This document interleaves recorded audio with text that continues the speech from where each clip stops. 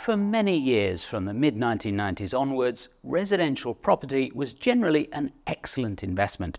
All around the world, property prices rose. As a result, many people have decided that their home will be their pension. But for Norma Cohen, former property correspondent for the Financial Times, that's a big mistake.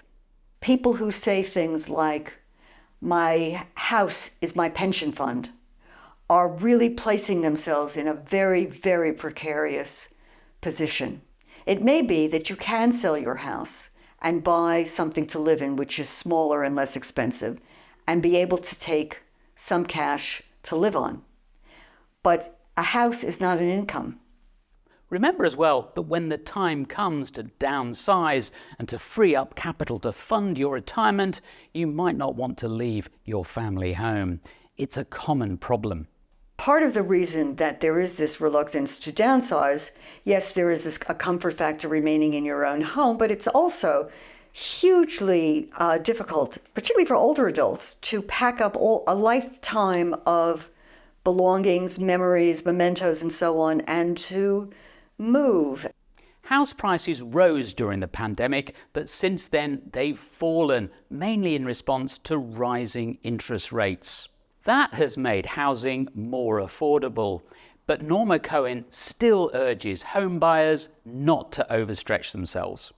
I had this argument with my son, who, with his girlfriend, wants to buy a property. And he said to me, "I'm just wasting my money by renting." "No, you're not." I said, "You're buying housing services. You're buying accommodation services. That's what rent is. A house is a functional asset. It serves a purpose. It allows you to live in it, to occupy it.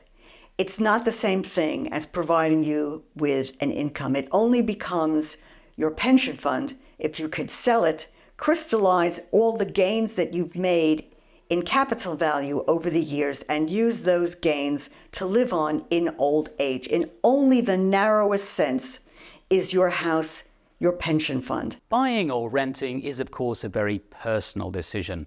But if you are thinking of buying your first home or moving to a bigger house, remember you should see it primarily as somewhere to live and not as a nest egg to fund your retirement.